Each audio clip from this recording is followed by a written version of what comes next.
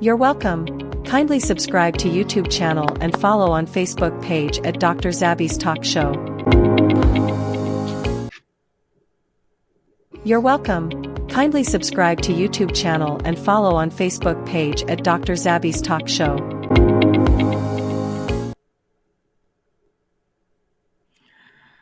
Mo kí ìyá, mo kí bàbá, mo kí ẹ̀gbọ́n, mo kí àbúrò, mo kí gbogbo wa pé a kú bójú ọjọ́ ṣe rí níbikíbi tí ẹ bá ti ń gbọ́ mi, níbikíbi tí ẹ bá ti ṣe alábàápàdé ètò yìí.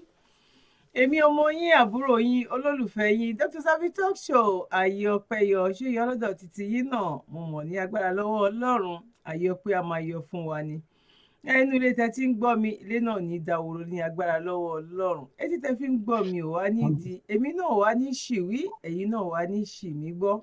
Mo kí gbogbo ẹ̀yin olólùfẹ́ mi, mo kí gbogbo ẹ̀yin tẹ́ máa ń bá wa share fídíò wa, mo kí gbogbo ẹ̀yin tẹ́ máa ń fi comment sílẹ̀, mo dẹ̀ kí ẹ̀yin tí ẹ máa ń like gbogbo ètò wa náà. Ẹ ṣé gan ni, Ọlọ́run ò ní ṣe ẹ̀yin náà ní ẹ̀yin nìkan. Ọlọ́run tó láyé tó lọ́run, á gbàdúrà wa ju bí a ṣe lérò lọ. Yorùbá nation, no going back láéláyé. Ó dìgbà tí a bá bọ́ kúrò nínú oko ẹrú. Bọ̀ gẹ́gẹ́ bí mo ṣe máa ń sọ, ìgbà wo ni èmi ò mọ̀. Aago mélòó ló máa jẹ́, ọjọ́ wo ló máa bọ́ sí, èmi ò kúkú mọ̀. Ìgbọ̀n kankan ṣe tó dá mi lójú gbangba wípé a máa kúrò nínú oko ẹrú. Torí Ọlọ́run ò ṣe mistake tó fi ṣe wá ní ọmọ Yorùbá. Ọlọ́run ò ṣe mistake tó fi ṣe wá lọ́mọ aládé. Ọlọ́run ò ṣe mistake tó fi dá wa ní ìran dúdú adúláwọ̀. Òyìnbó ló dé tán da dúdú pọ̀ mọ́ ṣàpọ̀, tàbí àlẹ́ ṣe máa ń sọ ẹ̀yin bàbá mi tó bá jẹ́ bí òwe ẹ ṣàforíjì fún mi. Láti ẹ̀ tó jẹ́ ẹni tó mọ̀ òwe náà láti pa, bó wù mí láti máa pa torí ẹni mi máa ń fọ̀ sára mi ní gbogbo ìgbà. Mo dẹ̀ dúpẹ́ lọ́wọ́ yín pé ẹ máa ń bá mi fi làákàyè, ẹ fi máa ń bá mi fi túmọ̀, ẹ fi máa ń bá mi digest ẹ̀. Mo dúpẹ́ lọ́wọ́ ẹ̀yin bàbá mi, ẹ̀yin ìyá mi, mo dúpẹ́ lọ́wọ́ yín. Èwo la gbé wá ní ọjọ́ títí òní, gẹ́gẹ́ bí ẹ ṣe mọ̀, ẹni tí mo gbé wá lọ́jọ́ tòní ẹja ńlá ni gẹ́gẹ́ bí mo yẹ máa ń pè wọ́n. Ọwọ́ mi kà sí wọn lénìí náà. Ìgbàkigbà tọwọ́ mi bá kà sí wọn báyìí máa ń sọpẹ́ ní pé ẹjọ́ bí ojú 30 minutes ẹ ṣàṣàré ẹ wá jẹ́ ká jọ lọ gbé ọ̀rọ̀ nǹkan tí ó máa ṣe wá láǹfààní, ẹ jẹ́ ká lọ gbé wò fún àwa ọmọ kóòtù òjìrè ká lè máa jàǹfààní lọ́wọ́ ara wa kó tó di wípé adébi tá a lọ. Díẹ̀ báyìí náà ló kù. Mo mọ̀ wípé nínú ọlá Ọlọ́run, nínú agbára Ọlọ́run, nínú oore ọ̀fẹ́ agbára lọ́wọ́ Ọlọ́run, a máa kúrò nínú oko ẹrú. Ó ń ṣe ọmọ olókù bẹ́ẹ̀ ni wọn ò ní sí pẹ̀lú òkú ẹ̀. Jẹ́rìí tí mo mú wá lọ́jọ́ títí òní, ẹ̀sìn ni wà, àṣà lẹ̀sìn. Àbí àwọn ṣe ń pè àṣà tiwa lèmi lò yìí, tìbílẹ̀ ni mo gbé wá. Torí àwa la ní lọ́wọ́, àwa la máa lò lẹ̀kẹ̀, àwa la máa ya gèlè, àwa la tún máa fi borùn, tá máa fi ọ̀já, tá tún máa fi ṣe ìpèlé. Ó ní mo lò wá lọ́jọ́ títí òní. Ó ti ń yé wa lọ díẹ̀díẹ̀. Ní ayé ìgbà kan tó bá múra ẹrú báyìí wọ́n máa sọ pé olórìṣà ni, eléégún ni, oníkìní kan ni. Bọ̀ tó wá jẹ́ pé ṣe mo lọ múra àwọn tán gbé ẹ̀sìn wa fún wa, wọ́n máa rí mi gẹ́gẹ́ bí èèyàn lọ. Bọ̀ torí pé mo lo nǹkan ìbílẹ̀ wa, mo lo ìlẹ̀kẹ̀, mo tún fi sọ́wọ́ pàpà, ohun túre lọ́wọ́ mi, mo tún fi sọ́wọ́. Ẹni tó bá rí mi bá ó ti mọ̀ wípé ìmúra ilé ìmúra ọmọ àwọn Yorùbá lélẹ̀. Tá bá rí àwọn ọmọ Yíbò náà a ti mọ ìmúra wọn. Tá bá rí àwọn Haúsá náà a ti mọ ìmúra wọn, ìmúra lọ́pọ̀lọpọ̀ la fi. Tá bá rí àwọn ọmọ Ghana a mọ àǹkárá àwọn ọmọ Ghana, a mọ ìmúra àwọn ọmọ Togo, a mọ báwọn ṣe máa ń múra. Bọ̀ àwa gbogbo ẹ̀ ló ti fẹ́ máa dànù ní ọwọ́ wa. Àṣà aláṣà, èdè elédè, ìrìn onírìn, ọ̀rọ̀ ọlọ́rọ̀, gbogbo ẹ̀ ló kún ẹnu wa, gbogbo ẹ̀ ló kún ọwọ́ wa. Àfi ká dúpẹ́ lọ́dọ̀ Ọlọ́run ò tóró tọ́pẹ́ ó ju ọpẹ́ lọ. Ara gbogbo nǹkan tára Yorùbá wa náà wípé Yorùbá nation wa yìí náà, gbogbo àǹfààní tó ń tì díẹ̀ jáde náà òun leléyìí. Bọ̀ kò kàn yé àwọn kan ní wọn ní wọ́n kó wọn lọ bí ẹbọ ní, wọ́n kó wọn lọ bí ẹbọ ní. Ẹ má sọ bẹ́ẹ̀ mọ́, ibi tó yé yín sí náà nìyẹn. Àwa náà ti wà ń bẹ̀ rí, a ti sọ bẹ́ẹ̀ náà rí. Bọ̀ a dúpẹ́ lọ́dọ̀ Ọlọ́run. Torí kò ń ṣe mímọ̀ ṣe wa, Ọlọ́run ló ń tọ́ wa sọ́nà. Kọ́lọ́run dẹ̀ máa ṣì wá lọ́nà. Kọ́lọ́run fi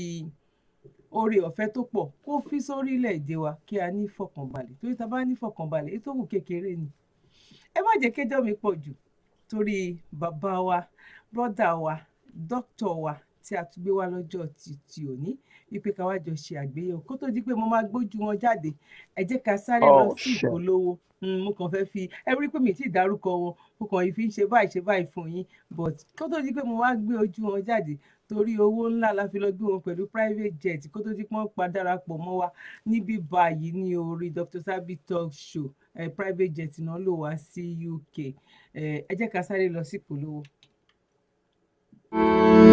Àǹfààní ńlá rèé láti ilé-iṣẹ́ Serimas Homes and Apartments fún gbogbo ẹ̀yin arìnrìn-àjò nílẹ̀ yìí àti láti òkè òkun wá sí ilẹ̀ Nàìjíríà pẹ̀lú owó tí kò gani lára láti fún ara ní ìsinmi aláìlẹ́gbẹ́ fún gbogbo ẹ̀yin tí ẹ fẹ́ fún ara ní ìsinmi pẹ̀lú àwọn ohun amáyédẹrùn bíi ìyàrá ọlọ́yẹ́, íńtánẹ́ẹ̀tì, ilé ìdáná àti àyíká tó rẹwà. Bákan náà, àǹfààní yìí wà fún ẹ̀yin tó fẹ́ darí padà sí orílẹ̀-èdè Nàìjíríà. Ààyè tó dàbí ilé ẹni ni. Fún àlàyé ẹ kàn sí ilé-iṣẹ́ Serimas Homes and Apartments ní nọ́mbà 2F Akérèlé Extension Sùúrùlérè Lagos, Nigeria. Ẹ pè 08066710843 tàbí 08149737740 tàbí +44 789 795 8178.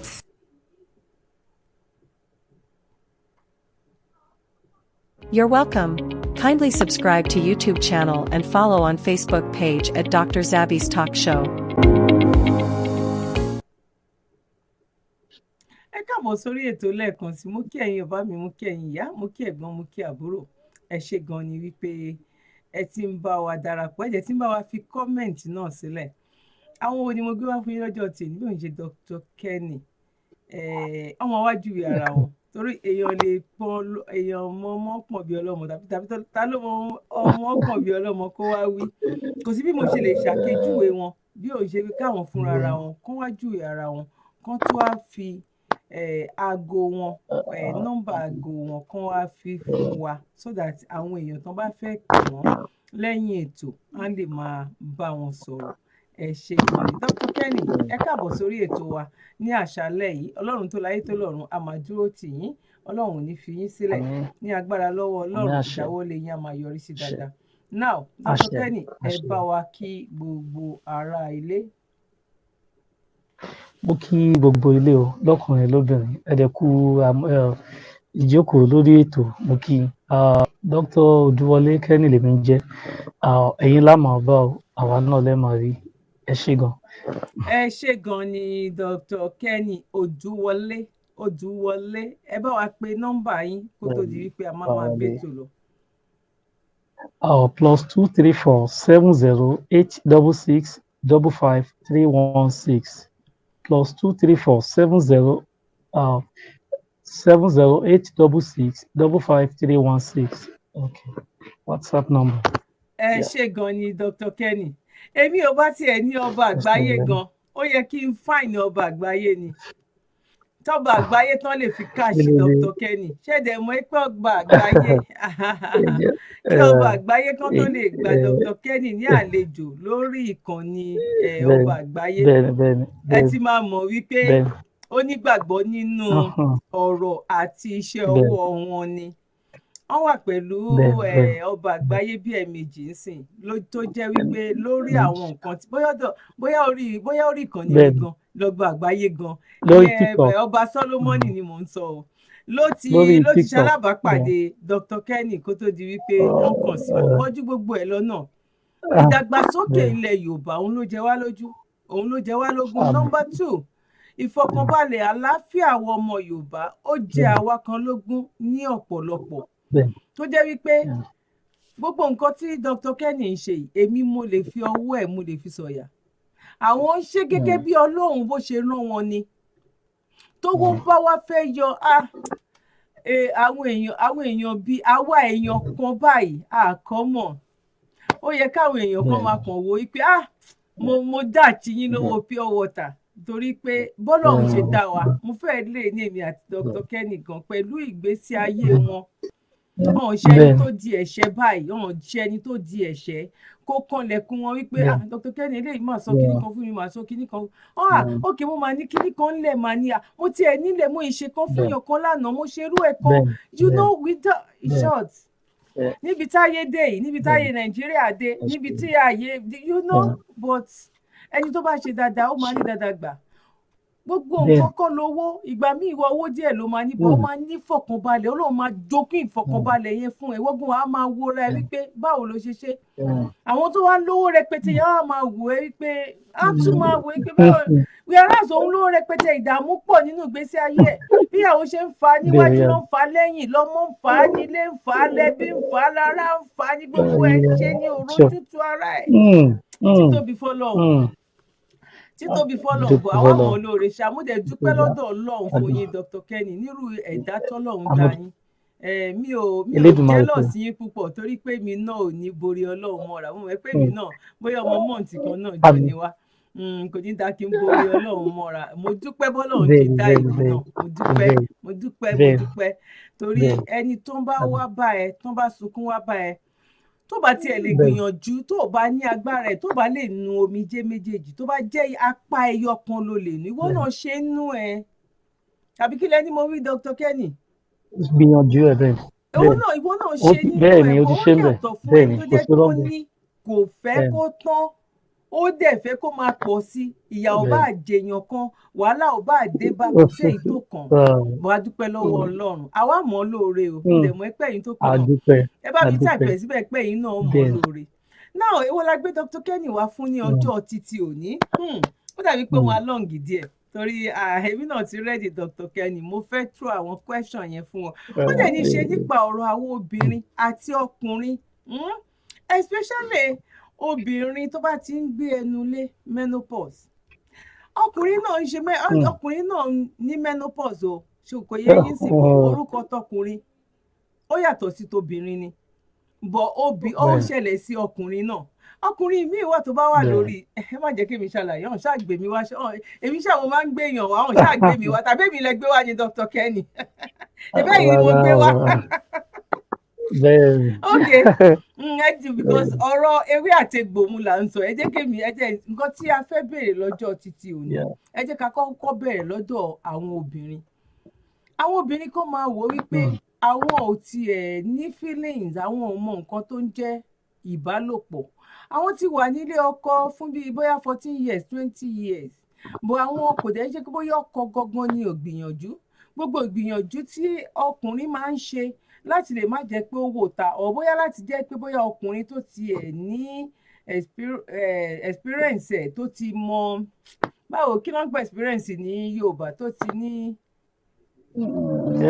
ìdánilẹ́kọ̀ọ́ kí lẹ wí?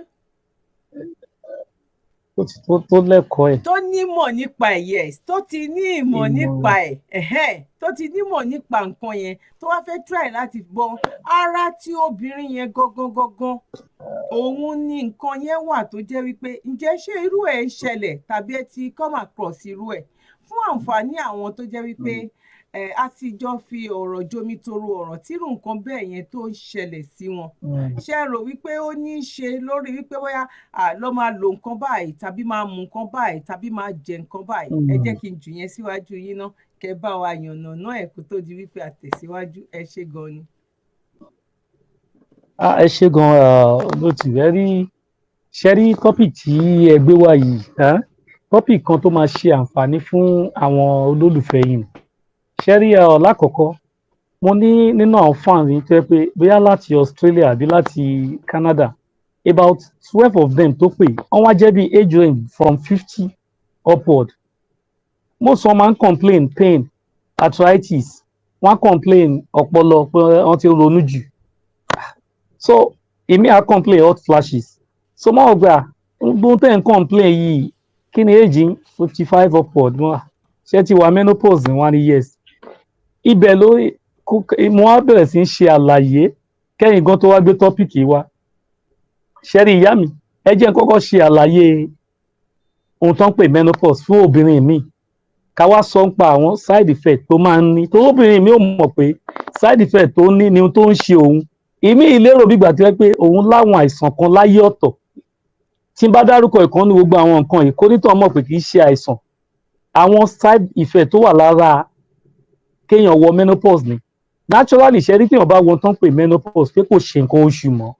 ìgbà yẹn gan ló yẹ kí gbádùn ara kó dé bá obìnrin, torí kò sí pé nǹkan yìí ó tún ṣe nǹkan oṣù tó ní pain, tó ní pelvic pain. Àmọ́ kí wá làwọn ìjákulẹ̀ tí àwọn obìnrin máa ń kojú rẹ̀ jù? ó ní ohun tá à ń pè ní hot flashes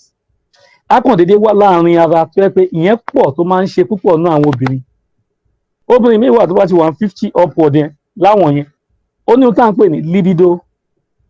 loss kò wá ní sí nǹkan kan tó yẹ pé ó tiẹ̀ ní kò sí mọ́ nǹkan kan ò move lára ẹ̀ kódà kọ́kọ́ ẹ̀ gan kó wà ní wòwò ọmọlúwàbí kò rí nǹkan kan mọ́ irú àwọn symptoms tó máa ń wà lára irú wọn wọ́n ti wà ní kinní nìyẹn kódà àti rórun sùn fún mi inú ọgọ́ máa ń le tó bá fẹ́ sùn bó ṣe wà ara máa le fún á máa le ìgbà míì gan tó yẹ pé ọpọlọ mood ẹ̀ ó lè bẹ̀rẹ̀ sí change táwọn èèyàn bá ń ṣeré tó ń ṣe gbogbo ìgbà ẹ̀ ló máa rí tó máa kanra so ẹlòmíà máa rò pé àbóyá ó níṣòro kan ẹyọ kan tàbí méjì bóyá kìíní kì í ṣe yẹn ó ti wọ menopause ó ti wá ń rí àwọn symptoms yẹn lára èmi ìdẹ̀wà yálà tó yẹ pé ó ti bẹ̀rẹ̀ sí ń gain weight àwa bẹ̀rẹ̀ sí ń tóbi excessively tó yẹ pé ní ìtọ́ yẹ pé bí wọ́n ti ọ̀rá rí normal bó ṣe rí òun á máa gain weight sí kó nítàn mọ̀ pé ara àwọn àrùn àbáìsàn tó máa ń bá ẹni tí ò ṣe nǹkan oṣù mọ́ tá à ń pè menopause ó ti bẹ̀rẹ̀ sí ń bàjà kódà èmi heart disease ni báyà òdùn lè ní ọkàn máa dùn bọ́kàn òdùn á máa ní problem nígbà àyà so títí ẹ̀ kó náà mọ̀ pé òun ti ń bẹ̀rẹ̀ sí ní kó tètè tọ̀ dókítà lọ kó mọ̀ pé òun ti ń ní àwọn problem tó ń pè ní níbẹ̀ tó bá dẹ̀ ti ń rírọ̀ àwọn kan báyìí mo máa dárúkọ àwọn ewé kan kó tètè lọ wá kíákíá kò sí yìí tí ò sí nílẹ̀ Yorùbá náà àwọn kan ti máa dárúkọ irú obìnrin bẹ́ẹ̀ á ti máa rí pé egungun á ti máa weak egungun ò ní le mọ́ lẹ́yìn tó ń ṣe menopause so oríṣiríṣi ṣẹ́rí ti hot flash taso yẹn ìyẹn ní láti ṣe pẹ̀lú hormonal change lákọ̀ọ́kọ́ ṣẹ́rí tí hormone obìnrin bá change normally estrogen ló ń control gbogbo nǹkan tó wà lára obìnrin tó bá change obìnrin á bẹ̀rẹ̀ sí rí nǹkan tá à ń pè bí òru á máa dédé mu á máa làágùn wá á dédé máa làágùn àbí ẹ̀kọ̀ọ̀kan ayé á máa já ayé á dédé máa já rapid heartbeat rapid heartbeat okay English happy tóbìnrin bá ti ń rí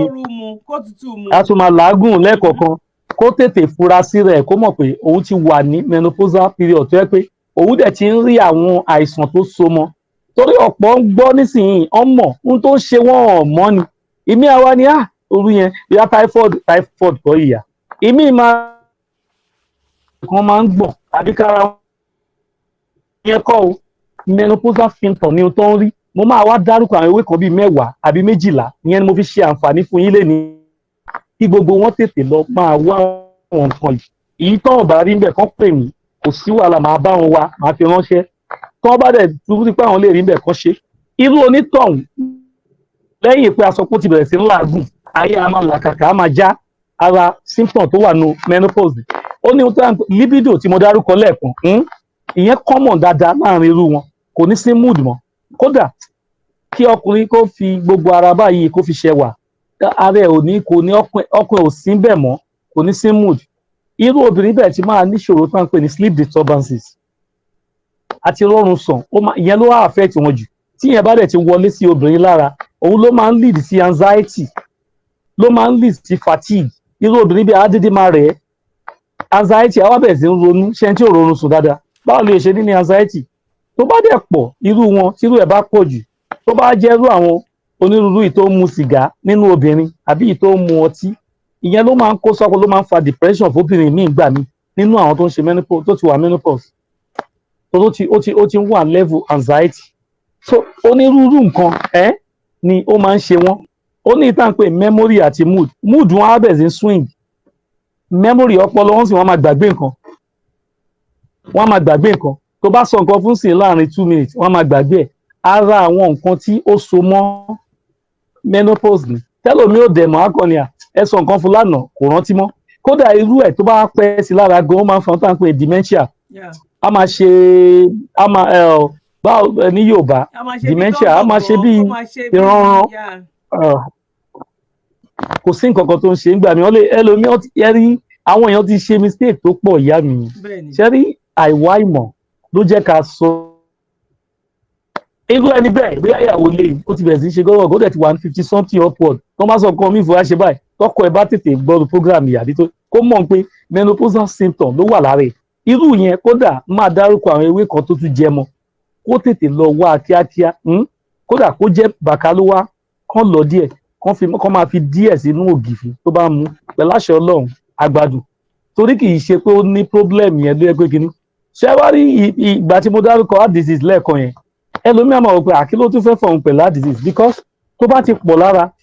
ó máa ń jẹ́ kóbìnrin ní ohun tá à ń pè ní bad cholesterol tí cholesterol obìnrin ọ̀pọ̀ èèyàn mọ̀ pé menopausal symptoms ara ẹ̀ ní bad cholesterol wà obìnrin míì cholesterol ẹ̀ sì àti máa ó yẹ àti máa cholesterol àti máa dà láàmú débi pé gbogbo kò ní mọ tó ń ṣe mọ́ ẹsẹ̀ lè máa gbọ̀n ó fẹ́ sùn òru máa mú ó fẹ́ ṣe kinní kan ó ti ń ní bad cholesterol then yẹn sì high blood pressure ó ti dé sí lára our trigger blood pressure ẹ̀ ṣẹ́ni kó dìyà méjì so èmi tí ò bá mọ̀ máa rò pé blood pressure yẹn gangan ní tó ní menopausal symptom ni so tó wá máa treat ẹ̀ wọ́n gbọ́dọ̀ kọ́kọ́ treat kiri àwọn àìsàn menopause tó ń ṣe ní wọ́n máa kọ́kọ́ treat kó lè gbádùn tẹ̀lé mi ìyá mi bá ti ní problem tá à ń pè ní low bone density tó jẹ́ pé gbogbo egungun ẹ̀ kò lè mọ́ kí irú obìnrin bẹ́ẹ̀ lọ wá calcium natural supplement ni kó bẹ̀rẹ̀ sí ń lo calcium ó máa ràn án lọ́wọ́ gan torí àsìkò yẹn calcium you need kó bẹ̀rẹ̀ sí ń lò torí egungun ò ní le kódà tó bá a máa tẹ̀ ó ní tó bá ń tẹ̀ lẹ́lẹ̀ á dàbí ìgbà tó yẹ pé ẹsẹ̀ gan kò ségungun nú ẹ̀ mọ́ ẹ rí bẹ́ẹ̀ ó ti di bẹ́ẹ̀ now kí wá làwọn nǹkan tí irú ẹni tó wà menopause tó lè máa ṣe láti ní healthy and sexy life amẹ́nuba ibẹ̀ yẹn sìn ṣẹ́rí ẹni tó obìnrin normally láwọn age bẹ́ẹ̀ tóbìnrin ti menopause àwọn time ẹ̀ ni ó yẹ kóbìnrin máa gbádùn ayé ẹ̀ tó bá jẹ́ obìnrin tó mọ nǹkan tó yẹ kó máa ṣe àkọ́kọ́ ń bẹ̀ obìnrin gbọ́dọ̀ bẹ̀rẹ̀ sí í jẹun tó ń pè ní healthy diet ìyẹn oúnjẹ tó ní àlàáfíà àwọn oúnjẹ kan wà tó yẹ pé láwọn àsìkò yẹn ó gbọ́dọ̀ sá fáwọn oúnjẹ yẹn pátápátá kó tiẹ̀ má dé díẹ̀ mọ́ tó bá àwọn oúnjẹ tó jẹ nígbà tó wà léwe tó ń fa àkóbá fárẹ̀ àwọn àsìkò yìí ni obìnrin gbọ́dọ̀ sá fún púpọ̀ nínú àwọn oúnjẹ yẹn kó má dé díẹ̀ mọ́ obìnrin mi ò dẹ̀ mọ̀ fáwọn àsìkò yẹn oúnjẹ pọ̀ tóun ò tiẹ̀ gbọ́dọ̀ dé díẹ̀ mọ́ irú obìnrin bẹ́ẹ̀ lẹ́ẹ̀kejì tó bá jẹ́ tó mu sìgá àbí tó mu ọtí kò ní choice àfi kó kú ìtẹ̀ tó bá fẹ́ lálàáfíà tó bá fẹ́ lálàáfíà àfi kó quit sìgá àbí ọtí ó gbọ́dọ̀ filẹ̀ tó bá máa lálàáfíà irú obìnrin bẹ́ẹ̀ ó ní ewé tá à ń pè ní lemon balm plant wọ́n máa ń pè ní Melissa officinalis àwọn Yorùbá máa ń pè ní ewé jogbo ìyá mi ṣẹ́rí ewé yìí ó ní àwọn agbára kan tó yẹ pé ó máa ń reduce stress anxiety nínú ẹni tó bá ní menopause ìyẹn ewé jogbo téèyàn bá ní menopause tó bá gbo ewé yìí fún tó bá mú kàn fún oyin díẹ̀ sí ó máa ní sound sleep kódà ẹ̀ ní kọ́ ó máa sùn fún rẹ̀ kódà tó bá tó wá ṣewé ìkan fi garlic sínú ẹ̀fọ́ nítorí kó mú ó máa sùn ebi tún máa pa wá jẹun ṣé mo pẹ́ tó ti jẹun tó ní loss of appetite tẹ́lẹ̀ tó ti bẹ̀rẹ̀ sí ń jẹun tó ń rọrùn sùn kò sí bóyá fẹ́ rí anxiety ò lè ráyè wọlé ìrònú máa sákò ń bẹ̀rẹ̀ ẹ rí bẹ́ẹ̀ and ewé jogbo tó yìí òun ló ń pè Melissa officinalis ní Latin ewé yìí tún máa wá reduce pain gbogbo pain arthritis tó fẹ́ wọlé sí lára ẹ̀ ewé yìí máa reduce ẹ̀ tó ló ní anti-inflammatory presence so àwọn iṣẹ́ tẹ́wé yìí máa ṣe fún onítọ̀hún nìyẹn ó ní ohun tá à ń pè ní donkoa òun ni mo fẹ́ ṣe ìdánilẹ́kọ̀ọ́ lé lórí tẹ́lẹ̀ mo wá rí i pé òun gan donkoa láyé ọ̀tọ̀ lóòótọ́ donkoa belong sí family àwọn China àwọn náà ní ewé donkoa but nílẹ̀ Yorùbá ibi táwọn bàbá wa wá ìmọ̀dé àtàwọn tó bá wa mú díẹ̀ wá tó wá di tó ń gbìn táwa náà fi ń rí díẹ̀ torí kì í ṣe native ilẹ̀ wa àwọn Chinese ló ní kódà tí wọ́n bá gbórúkọ ẹ̀ donkoa òun náà ń pè ní Angelica sinensis ní Latin ṣẹ́rí ewé wà very effective gbogbo tó ń ṣe obìnrin nígbèsè ayé obìnrin ló ń lò fún kódà tí ọmú obìnrin bá di tó ẹ púpọ̀ dédé ń wú ewé yìí náà la máa lò tó bá di pé mood obìnrin máa ń swing ìyẹn ló fi ran ẹni tó ní depression ló fi ràn tó ní menopause ló fi ràn lọ́wọ́ tí mood obìnrin bá dédé máa ń swing kán lo ewé yìí fún kódà tóbìnrin bá jẹ́ ẹnìkan tó yẹ pé adédé máa hiccup àbí kó máa bloat even kó máa ní ẹ̀fọ́rí kó jẹ́ àwọn symptoms. Dr. Kenny ẹ pé nǹkan kan crack ń bẹ̀ yẹn ó ń ṣe nǹkan kan bóyá kíní ṣé kò ń ṣe kíní tẹgbẹ́ sáyà sound kan yọ ń bẹ̀ yẹn ó ń ṣe ṣẹmọ̀ nǹkan kan ṣà ń ṣe kran. ṣó ti stop àbí. ìyá ó ti stop bóyá nǹkan kan bó kó má dẹ̀ jẹ́ pé kíní bluetooth bóyá òun ló ń microphone. gba yín láyà or something like that. Sound kan Yeah, ṣáà yeah, wọlé ṣá. possibly. Possibly. Okay. Ṣé mo kí n continue àbí? Yeah, continue. Okay. Bí ibi tí mo bá dé, mo ní tóbìnrin bá ń bloat àbí kó ní ẹ̀fọ́rí tó jẹ́ pé ẹ̀fọ́rí yìí yálà kó jẹ́ ìgbà tó ń ṣe nǹkan oṣù àbí ìgbà tí nǹkan oṣù fẹ́ parí, àwọn nǹkan tó jẹ́ pé òun ló fún lẹ́fọ́rí àbí kó tiẹ̀ jẹ́ pé gbogbo ohun tó wà nù symptom menopause ló ń ṣe obìnrin. Ewé áńgẹ́lì tá à ń dárúkọ ìyẹn dọ́ńkùà tó bá ń gbo ewé tó bá fún obìnrin pẹ̀lú àṣẹ Ọlọ́run, gbogbo ohun tó ń ṣe ó máa lọ, torí gbogbo ohun tó wà lára obìnrin lọ́lọ́run ti fi àǹfààní ẹ̀ sí ara dọ́ńkùà ìyẹn ewé áńgẹ́lì. Kódà tí ẹyin obìnrin ò bá kí ń fertilize, tóbìnrin bá ń ṣe ovulation, tó bá fẹ́ kẹ́yìn ẹ̀ tóbìnrin ní tó ń pè ní fertilized egg production, kán máa gbo ewé áńgẹ́lì fún pẹ̀lú àwọn nǹkan míì tó bá ń lò pẹ̀lú àṣẹ Ọlọ́run, ẹyin yẹn máa fertilize tó dẹ̀ máa ovulate normal, tátọ̀ bá kàn ó máa dọmọ. Kódà ó tún ran ọkùnrin lọ́wọ́ ní ti tàtọ̀, tó bá mú òun àti ewé ọ̀ṣẹ́pòtù tó bá gbó pọ̀, ìyẹn ewé sídà àkútà, ọ̀ṣẹ́pòtù àti dọ́ńkùà tó bá gbó pọ̀ fún ọkùnrin pẹ̀lú àṣẹ Ọlọ́run, ó máa ń improve sperm quality. Bẹ́ẹ̀ ni, so dọ́ńkùà Ọlọ́run mọ̀ọ́mọ̀ dídì dáa fún obìnrin, kódà ó tún máa increase estrogenal level obìnrin. Kò wá sí nǹkan tó wà ní fertility kóbìnrin máa wá fẹ́ pé wọ́n ní àyàn wọ́ ọmọ, kò wá yé ibo nìṣòro yìí ti wá o pé kí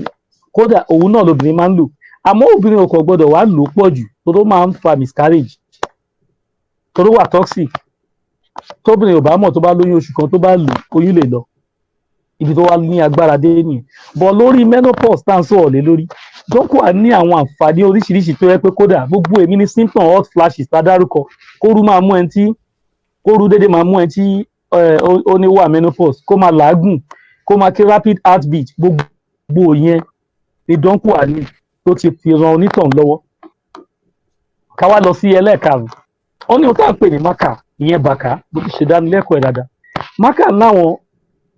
ó láwọn ìrànlọ́wọ́ tó lè fi yọ symptom menopause dáadáa lára obìnrin. Mákà fúnra ẹ̀ tó ò bá rórun sùn tó bá di pé ó jẹ́, kódà èmi fúnra mi ní nǹkan kan tí mo ṣe oògùn kan bíi kí ló ń pè bíi bitters, bí àwọn odógún bitters yẹn, èmi náà wá ṣe Kennis bitters kan, mo ṣe later mo lè fi kàn wọ̀nyí. Mákà wà nù nǹkan tí mo fi ṣe Kennis bitters yìí pẹ̀lú àwọn ewé asúnwọ̀n òyìnbó, ringworm plant, cassia alata. But mákà content tó wà ń bẹ̀, tó bá mu Kennis bitters, tó bá mu cup ike tí mo ṣe sí kékeré, tó bá mu ẹyọ kan, ó máa sùn lọ ni.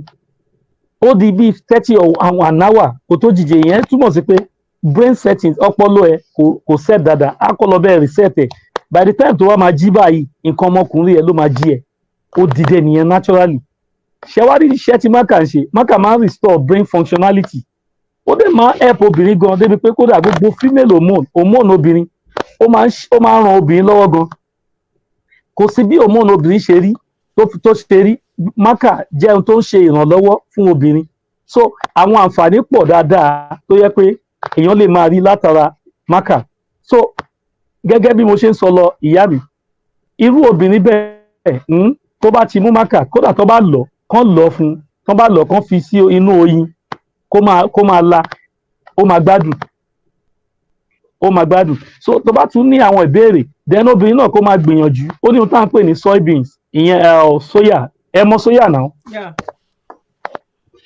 Soy, kí ló obìnrin bẹ́ẹ̀ kó gbìyànjú soy kó bẹ̀rẹ̀ sí jẹ tó bá possible, because soya ó ní nǹkan,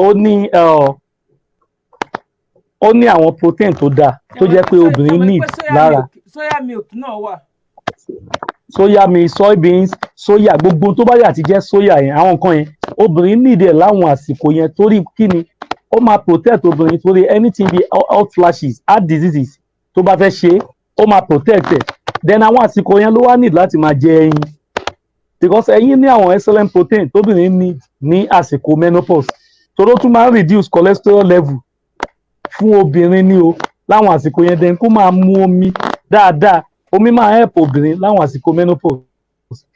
torí ó tún máa ń fún omi tún wá wúlò fún wọn débi pé kódà ó tún máa ń relieve pain fún wọn. Then èyí tó ṣe kókó jù, exercise ló ṣe kókó jù. Obìnrin gbọ́dọ̀ bẹ̀rẹ̀ sí ṣe exercise tó bá wà láwọn àsìkò yẹn, yálà bóyá ó kàn fẹ́ sáré lẹ́ẹ̀kan, kó má kàn máa dédé jókòó, kò lè jókòó 6 hours mọ́. Tó bá jókòó 6 hours, bọ́pọlọ ò dá láàmú, àyà á dá láàmú, ó máa rí kan náà symptom menopause, torí gbà yẹn kódà á tún máa tètè darúgbó. òun ló máa ń fà tẹ́ máa fi rẹ́ lómi ìyá mi láti 55 60 torí menopause àwa máa sanra sílé á sanra kó tó mọ̀ báyìí màmá ti ní rheumatism ẹsẹ̀ ti ń dùn kó tó mọ̀ àyà kan ó tún ti bẹ̀rẹ̀ sí ń dùn ó ti ní high blood pressure lẹ́ẹ̀ máa kà ọmọ ní ọmọ kan máa pè é ọmọ ní wọ́n mi dẹ̀ sí kò kí ló ṣe wọ́n ní high blood pressure wọ́n ní heart disease wọ́n ní kidney kan wọ́n ní headache wọ́n ní rheumatism màmá nìkan kí ló dé so gbogbo symptom yẹn ti wà lára yeah ṣẹ́rí ó tọ́ ni so you be wondering wá ní ìyá kí ló dé bọ́ torí pé àwa mọ̀ ẹ̀yin náà rẹ̀ ti mọ̀ ó yẹ yín lẹ́ẹ̀ máa wò pé lórí tọ̀hún ṣé kìí ṣe pé menopausal symptom ní gbogbo tó ń ṣe ìyá ẹ̀ bẹ́ẹ̀ ó ti wá pẹ́ lára ẹlòmíì so ẹ̀ ní choice mọ́ àfi kẹ́ra máa treat kíní yẹn lẹ́yọ kọ̀ọ̀kan ẹ rí bẹ́ẹ̀ so ìyẹn bẹ́ẹ̀ ó wá ní kíní kan ẹ̀ ìyẹn bonus ní fún àwọn fún àyín wọ́n máa ń pè nǹkan kan ní tamarind èso àwìn ṣẹ́mọ́ àwìn tó máa ń jẹ tó ní kíní black níta kóró inú ẹ̀ red pink báyìí àwìn ló máa ń pè àwìn ọ̀ka bí èzè lédùmarè ìyá mi tán bá ní pé natural aphrodisiac tọ́lọ̀ ń fún wa kódà nǹkan alẹ́ ni kódà fóbìnrin yẹn kò sí ohun tó boost libido obìnrin tó tó ó ní àwọn vitamin C ó ní àwọn antioxidant content tó yẹ pé ó ní tó jẹ́ pé ó máa ń increase libido obìnrin tóbìnrin bá lára àwọn ògbé nísìnyí tó jẹ́ true menopause àbára àwọn ògbé ẹni kó jẹ àwọn yẹn bí 20 kò tó bẹ́ẹ̀ because òun ló ní highest folate jù tẹ́ bá la ẹ̀rí pé kódà eyín bẹ́ẹ̀ ó fẹ́ lè máa kan yín àbí folate content tó wà nínú ẹ̀ kódà ó kọjá vitamin C àwọn vitamin C kan wà tó jẹ́ bí pink colour tamarind àwìn ló pọ̀ jù nù tán fi ṣe ṣẹtúgbọ́ tuntun lẹ́rìn ìyẹn vitamin C tó wà nù ke tó ń tà àwìn tẹ̀ ń wò yẹn ló wọ́pọ̀ nù tán fi tó contain high folate tó tún fi ṣe folic acid ẹ̀rí bẹ́ẹ̀ òun ni folic acid náà ṣe máa ń fẹ́ pọn lẹ́nu gbà mí téèyàn bá gé ẹ̀rí bẹ́ẹ̀ so ó dẹ̀ tún máa increase blood flow òun ìsìn ó wá ní iṣẹ́ kan tó máa ń ṣe kò sí bóbìnrin yẹn bá rẹ̀ ṣe kú tó mo tún sọ lórí àwọn olólùfẹ́ yín kò sí bá rẹ̀ ṣe kú tó bá ń lo nínú àwọn ewé tí mo dárúkọ yẹn kódà kó máa jẹ àwìn natural body arouser ni ó máa arouse rẹ̀ ó máa arouse ẹ̀ kò sí bóyá fẹ́ rí ara ẹ̀ máa boost náà ni fún ìkẹyìn ó wá ní ewé kan tó jẹ́ ọlọ́run fún rẹ̀ ló fẹ́ lé ìkẹwàá kódà ọ̀pọ̀ náà ọmọ Yorùbá mi gan òrírí débi tó máa mọ̀ pé ewé yìí wà ìyá mi kódà tán bá léèyàn ní cancer mo tún sọ pé èèyàn ní cancer tó nítàn bá lè bá mi rí igi ewé àti epo ewé yìí ó ń treat ẹ̀ pẹ̀lú àṣẹ Ọlọ́run ẹ béèrè pé kí lórúkọ ewé tọ́lọ́run fún wa ẹ̀. kí lórúkọ ewé náà. òun náà ń pè ní Salvia officinalis sage plant tree ewé Ọbàtálá àbí kẹ́ ẹ pè ní ewé babalóayé kábíyèsí o ewé Ọbàtálá àbí ewé babalóayé kódà ìyá mi tó bá ní ewé wà tó wà loaded pẹ̀lú antioxidant kò sí onírúurú ìwòsàn tí Ọlọ́run ò fún ewé Ọbàtálá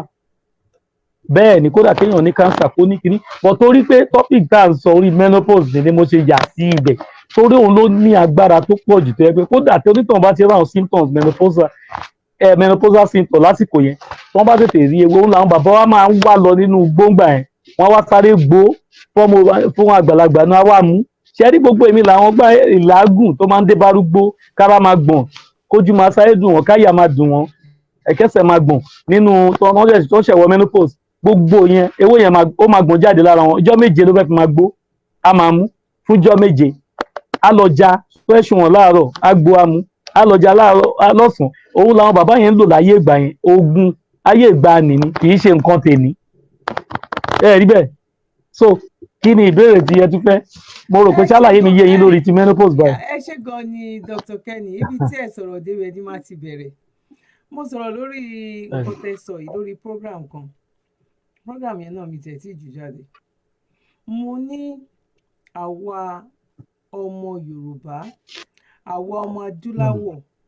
a ti kó nǹkan ní wa a ti kó ta ẹ̀sìn lè jẹ́ wá sọ ọ̀nà táwa wá fi gba ẹ̀sìn a fi ń ṣépè fún àwọn ìran wa àwọn ancestors wa àwọn baba ńlá wa tí àwọn ti ṣe nǹkan sílẹ̀ àwa tí a dé ń sìn a lè dá ṣe ọ̀pọ̀lọpọ̀ wa ọ̀hún lè dá ṣe cup tí mo gbé sọ́wọ́ yìí. Then, of course. wọn ò lè ṣe lè ṣe kọ́ọ̀pù tá a gbé sọ́wọ́ yìí àwọn tí à ń gbé ṣépè yẹn àwọn ló ṣe àdá àwọn ló ṣe ọkọ́ àwọn ló ṣe irin àwọn ló ṣe aṣọ àwọn ló ń hun aṣọ àwọn ló ń fún wa ní àwọn ló ń ṣe ìlẹ̀kẹ̀ yìí a ti ń lo ìlẹ̀kẹ̀ òyìnbó tó gbé chain kan tó gbé wá fún wa ìran wa láládé ìran wa lónílẹ̀kẹ̀ ìran wa tún wá ní a tún wá ní nǹkan ìwòsàn lọ́wọ́ àwọn kódà a ti ń ná owó kóyìnbó tó ná owó mò ń bọ̀ àwa ti ń ná owó ẹyọ Dr. Kenny ẹ má wọrí ẹ bá mi máa kọ tí yín sílẹ̀ ń bẹ̀ ẹ má disturb mi láìkẹ́ ẹ jẹ́ kí ọ̀rẹ́ ẹ délẹ̀ kẹ́ tó kọ mi màá fàìn níyìn o. àwọn ìran tiwa yẹn òun ló ní ká máa ṣépè fún àwa ń gbé àwọn ìran míì àwa ń gbé wọn ga àwa ń ṣépè fáwọn tiwa à ń fi àdúrà ránṣẹ́ fún àwọn ìran míì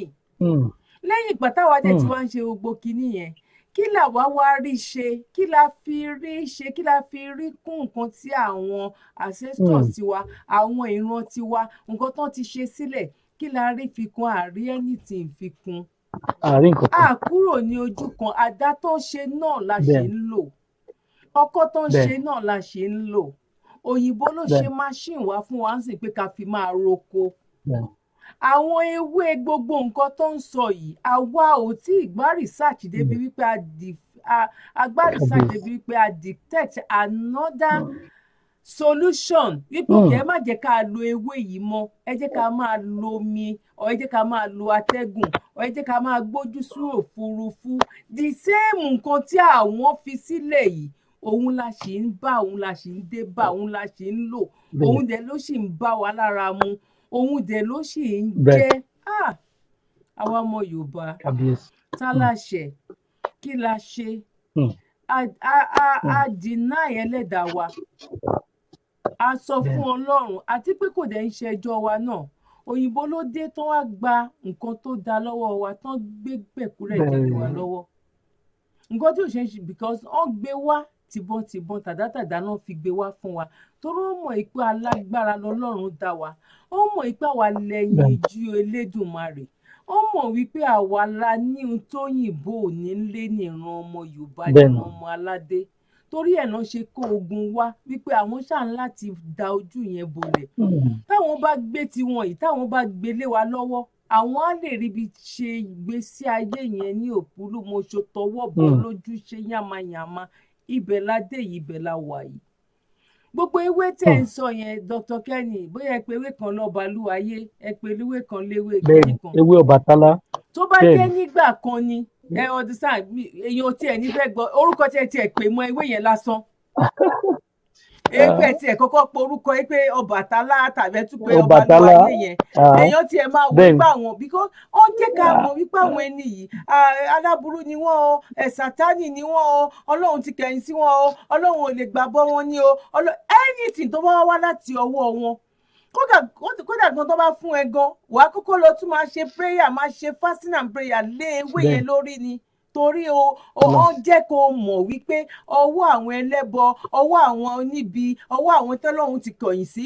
ṣé Ọlọ́run kọ́ ló dá wọn ni ṣé Ọlọ́run ò lè pa wọ́n rẹ́ ni Ọlọ́run wá tún wá dá wọn tí wàá fi nǹkan tí ò fi sílẹ̀ Ísírẹ́lì ó fi lé wọn lọ́wọ́ Ọlọ́run dá wọn ó tún wá fi nǹkan tí ò fi sílẹ̀ Árábù ó gbé lé wọn lọ́wọ́ Ọlọ́run dá wọn ó fi nǹkan tí ò fi sílẹ̀ òyìnbó ó gbé lé wọn lọ́wọ́ àwọn ènìyàn èdè ká rorí ara wa ká pe ọpọlọ wa jókòó ká bára wa sọ̀rọ̀ pé ibi tá a dé yìí kí là bọ̀ wá kí là achievement wo la rí mú bọ̀ láti ìgbà tí àwọn tó ti lọ tó ti fi nǹkan tán fi sílẹ̀ èwo là wá rí fi kún kàkà tá a fi kún a fi ẹnu ẹ̀tẹ́ a fi ń bàjẹ́ ni. bẹ́ẹ̀ni. Dr. Kenny mi ti ẹ̀ ní ìbéèrè púpọ̀ rẹpẹtẹ bí òun ṣe wípé ẹ jẹ́ kí n fi yín lẹ̀ kẹ́kọ̀ọ́ mi màá tún wá béèrè nǹkan tí mo fẹ́ béèrè lọ́wọ́ ẹ kọ́ mi. ṣẹ́rí níbi tí ẹ sọ̀rọ̀ dé tí ẹ parọ́ torí àmọ́ ohun tọ́lọ̀ ń fún wa ní ṣẹ́rí pé mo máa ń tẹnu mọ́ ọ̀rọ̀ yìí ìgbà kí gẹ́gẹ́ bí mo ṣe ń sọ tẹ́lẹ̀ káwọn òyìnbó tó ná owó rárá làwọn baba ńlá wa láyé ìgbà yẹn àwọn òbóyìnbó ṣe trade by barter kan tó ṣe owó ẹyọ bóyá sàlẹ̀ odò gẹ́gẹ́ bí ìtàn tá a gbọ́ o náà ti lọ mú ẹyọ wá o náà ti ń bára wọn ṣòwò wọ́n dẹ̀ ń ṣe ayé dẹ̀ ń gún régé láyé ìgbà yẹn gbogbo ohun tó bá fẹ́ jẹ tó máa ń kọ́kọ́ wá láyé ìgbà yẹn ni pé kóun ṣáà ti ní ọkọ́ àbádà tó bá ti ní oko ó mọ̀ pé òun á jẹun ìgbà yẹn wàá máa wọ́n dà pé báwo bàbá yìí ṣe mọ̀ pé ìjọ tó fẹ́ dá oko kí ló fún ẹ ní pírẹsọ̀ kó ra jẹun ó mọ̀ pé kò sí igi kan á ti so níbi oko tóun ní yálà bó jẹ́ máńgò àbẹ́sọ̀ òun á kọ́kọ́ rí nǹkan kan jẹ níjọ́ yẹn ẹ rí àṣà dé lórí wá di òwe kíní kan ṣẹlẹ̀ bí àjẹta ẹnìkan wá bá mi lónìí pé nǹkan ò lọ déédéé pé kíní kan pé even níbi iṣẹ́ gbà kò sówó mo wá ní èmi kàn fi bá ṣàwàdà ìyá mi iṣẹ́ ń gbọ́ mo ní lọ́jà fìjẹ́ ṣe rí gẹ́gẹ́ bí tó dẹ̀ ronú bí neighbor ni mo ní lọ́wọ́ bóyá jẹ àrọ̀ kó má tẹ ata ìjọsìn kó méwèé tòmátò tó bá fi báyìí kó ṣàdúrà àti kó fi kó àti iyọ̀ sí kó ṣe kó jẹ́ ó ní àṣejẹ́ ni ogun ni ẹ jí ń di babaláwo tó pé kí ni ẹ ó sì nǹkan ọmọ mọ̀ yín mọ́ kí ni fẹ́ fọ ayọ̀ ìyá mi ẹ bá ní kí ni gbogbo tó sọ ráùndì tó fẹ́ tó ṣe yìí tó jọ ẹbọ àbí tí ó bá pèèyàn tán rẹ̀ ẹja fresh lẹja àrọ̀ ewé ọlọ́run ló da ìyẹn ewé onítìpé ewé tòmátò epo ìwọ náà ń jẹ epo nulẹ̀ iyọ̀ oúnjẹ after ìjọsìn tó wà bẹ́ẹ̀ torí pé ó kọ̀ jẹ́ pé kí ẹ̀wọ̀n fi ṣe bẹ̀ lójoojúmọ́ naturally àwọn component àtàwọn nutrient tó ní gan ó fẹ́ kọjá àwọn atarodo bẹ́ẹ̀ torí pé ó mọ̀ ní tó bá fi yẹn sóúnjẹ tó ṣàdúrà sí nǹkan ṣó ti ṣẹbọ so mentality wa ẹ̀sìn ti gbé débi pé a fi ro nǹkan míì mọ́ tó bá ti adékèyàn míì rí igbá lọ́wọ́ ẹ̀ ní ìtọ́ ẹ pé ewé ló ń so igbá ó ní ewé kan tá à ń pè ní calabash tree mo ṣèdánilẹ́kọ̀ọ́ lé lórí níjẹta ewé yẹn wà báyìí top ara ẹ̀ náà ti máa ń yọ èso ẹ̀ tóbi báyìí òun ló ń yọ igbá calabash fruit tree náà máa ń pè tó jẹ́ pé kódà àwọn èpo tó wà lára igbá yẹn gan ó tún láwọn ìwòsàn tọ́lọ́run ká tún fi ń ṣe èso wà tó jáde lára igbá kan tó yọ igbá nú ẹ̀ ẹ wá wò ṣe ewé tó ń so igbá tí wọ́n bá gbé gbádá nísìn téèyàn mi bá rí lọ́wọ́ ẹ̀ mentality wa ti débẹ̀ bíi pé ìrọ̀ ilé ẹlẹ́bọ ni wọ́n so a nídìí àwa gan tún yìí nídìí orientation láti pera jókòó pé kódà ẹ má tanra yín mọ́ àtòrí à ń tanra wa lọ́nà tó pọ̀ ìyá mi so ohun tẹ́mi lè sọ sí orí ibẹ̀ yẹn nìyẹn tẹ́ bá tún ní nǹkan bíi tẹ́fẹ́ béèrè. ẹ ṣe gan ni fún àǹfààní àwọn tó jẹ́ pé bóyá nǹkan tí mo kọ́kọ́ mẹ́nu bà tẹ́lẹ̀ pé ok bóyá ó ti wà ní menopause ó dẹ̀ ń wò wípé ok nǹkan ẹyọkanṣo tó kù ni pé ó dàbí pé ara òun ò jí pé mọ́ bó ṣe ń jí tẹ́lẹ̀tẹ́lẹ̀ láì má jẹ́ pé bóyá ó lọ nàìjíríà tàbí ó lọ síbì kan ṣáwọn nǹkan kan wà ní àrọ́wọ́tó àwọn èèyàn because for example àwọn nǹkan kan wà tó jẹ́ pé especially àwọn obìnrin a máa ń rí ní kitchen a máa ń ní nínú ilé ọ̀tá lè rà lọ́jà tó dẹ̀ máa ṣe wá láǹfààní fún àgọ́ ara wa but a máa kàn fojú wò because a mọ ìwúlò ẹ̀ gẹ́gẹ́ bẹ́ẹ̀ ṣe sọ̀rọ̀ nípa ọ̀rọ̀ ẹyin lẹ́ẹ̀kan yẹn ń sìn ẹlòmíì lè wò wípé wọ́n ní kí wọ́n máa jẹ ẹyin púpọ̀ ẹyin ò dáa wíwárà tó níbi tẹ́yin tún dáa fún èjì kan torí protein tó wà nínú ẹ̀ torí ṣé mọ̀ pé gbogbo kinní yẹn ó wọnú ara ni ṣé mọ̀ pé ní irú bíbá yìí sìn tó bá ń ṣe bóyá o ti fẹ́ wọ menopause o ti ń rí àwọn symptoms tó ń rí tó wá lọ bá gp ẹ tó wá lọ ṣàlàyé fún yín pé tó bá béèrè àwọn nǹkan tó ń rí òkè ó wá lè béèrè lọ́wọ́ ẹ pé òkè ìgbà wo ló ṣe period last tó ṣì ń ṣe tàbí ó ń wá ségesège gbogbo orú nǹkan bẹ́ẹ̀ yẹn irú ètè wá sọ yẹn sìn pé òkè ó ń ṣe oní flush pé òun làágùn ọdún sáà ó làágùn ooru mú ẹ kí at the end of the day wọ́n máa fi ẹ́ sórí tablet ni ibi tí mò ń lọ nìyẹn wọ́n máa fi ẹ́ sórí tablet ni tó bá dẹ̀ tí wàá ń gba tablet yẹn wàá máa rí tó bá wá yá tó bá stop tablet yẹn á ṣe é tí ó bá rather than tó jẹ́ pé bóyá ewé àti egbò tó mọ nǹkan tán fi ṣe understand ewé àti egbò tó mọ nǹkan tán fi ṣe bóyá nǹkan tó jẹ́ pé o tiẹ̀ lè máa fi sẹ́nu lójoojúmọ́ irú èso tẹ́ sọ yẹn ń sìn mo rántí èso yẹn. tamarin àwìn mi tiẹ̀ mo rántí èso dúdú kékeré báyìí tíntìní báyìí kékeré pink ló wà nù. wọ́n fi kọ́ọ̀pù máa ṣe measurement fún tàbí. yes. ó dúdú báyìí ó dà pé èèyàn lè fi ẹnu pa papọ̀ báyìí téèyàn máa fi mú nǹkan tó wà bẹ́ẹ̀ni èso tó wà nú ẹ̀ red báyìí òun gan kó kéré báyìí pink báyìí. mo mọ̀ pé wọ́n sọ àwọn aláwọ̀ program láti mọ èso but kò sí ó wà very very kò sí àti wípé ọ̀pọ̀lọpọ̀ nínú wa ó pọ̀ a mọ àǹfààní nǹkan tí Ọlọ́run tó fún wa tó jogún fún bẹ́ẹ̀ wa ọdún sára àti pé ayé ti di agbóyè ayé tablet nísìnyí gan àti bẹ́ẹ̀ ẹ̀wá lo bẹ́ẹ̀ tablet òyìnbó gan mọ́ àti ẹ̀wá lo títí wa bẹ́ẹ̀ China la tún wá ń lọ tó dẹ̀ jẹ́ pé nǹkan bẹ́ẹ̀ tẹ́yìn ń ṣe yìí ewé àtegbò yìí náà bẹ́ẹ̀ ṣe ní òyìnbó wá irú wá sílẹ̀ Yorùbá tó dẹ̀ ní bẹ́ẹ̀ ni àpèjẹ tó fi ń ṣe pàṣẹ bẹ́ẹ̀ adigun náà bọ́sà ni àwọn China yìí làwọn ń wọ abúlé sábúlé làwọn ń kó padà lọ sí ọ̀dọ̀ tiwọn ló ń sọ di shop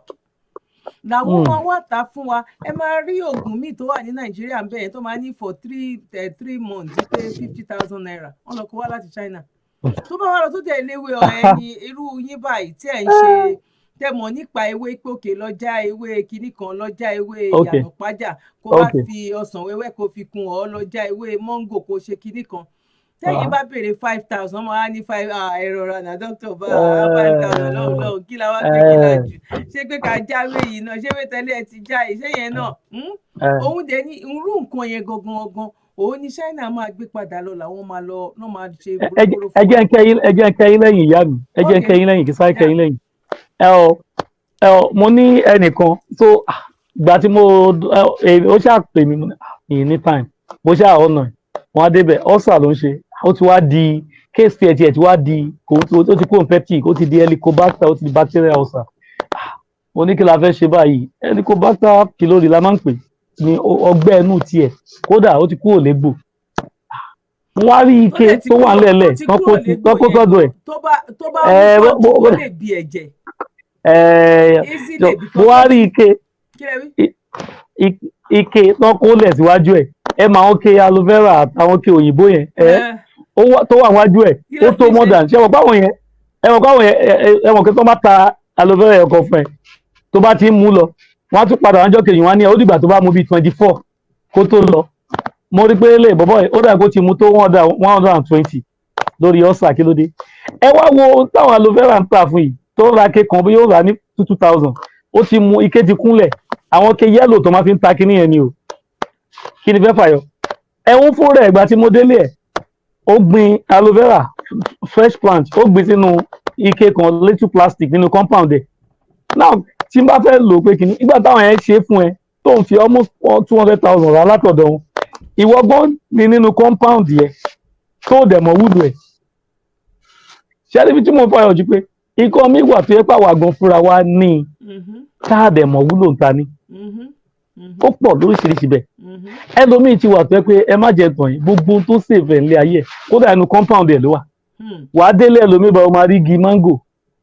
igi mango ńbẹ̀ lẹ́gbẹ̀ẹ́ ilé ẹ̀ ẹnìkan ta pineapple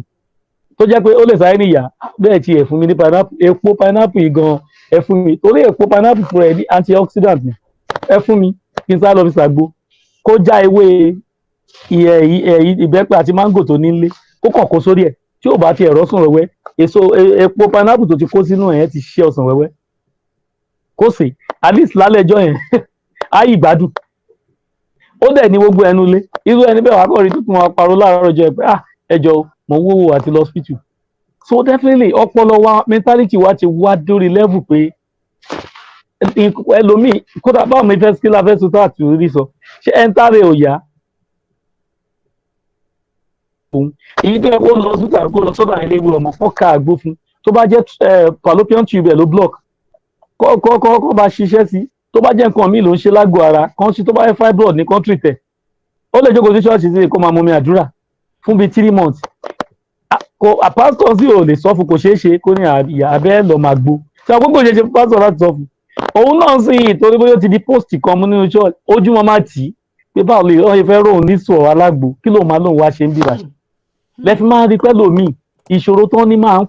pẹ́ mọ́ wọn lára torí faith àti belief tán ní èèyàn mi wà dárúkọ ẹ̀sìn tí wọn ò àbẹ̀sìjẹ́ yájú ìwà ní àbí kíní kan èmi à máa kú lọ lára báyìí kódà kan fún ní ẹ̀jẹ̀ kódà ewé wà tá à ń pè ní ewé ẹ̀jẹ̀ ìyá mi tọ́lọ́run dẹ̀ kẹ́ ewé ìdébi pé nílẹ̀ Yorùbá yìí kódà tán bá gbó báyìí kọ́kọ́ bu mílìkì sórí ẹ̀ báyìí kó nítàn mú ẹni tó ní anemia ara ẹ̀ máa yá irú ẹni bẹ́ẹ̀ kódà tó bá gbé sílẹ̀ báyìí ó lè nírọ̀ ewé yẹn náà máa ń pè ní blood of Jesus plant òun náà máa ń pè ní blood of Jesus plant ewé ẹ̀jẹ̀ kódà kó tún gbé fún báyìí kó máa nírọ̀ faith tàwọn kò mú so ẹ̀sìn ti sọ ẹlòmíì di nǹkan míì so ohun tí mo lè sọ lórí ìyẹn nìyẹn kọ́lọ́run ṣàánú wa ìyá mi ẹ ṣe kọ́lọ́run ṣàánú gan wa. ni Dr. Kenny, mi ò ní fẹ́ gbà yín lákòókò púpọ̀ tí mo tiẹ̀ ti gbà á gan bẹ́ẹ̀ sí pàápàá. wọn. Tó bá jẹ́ fún ìbéèrè tí àwọn olólùfẹ́ mi, àwọn ìyá mi, àwọn bàbá mi tó bá tún fẹ́ béèrè bóyá wọ́n lè máa fi sí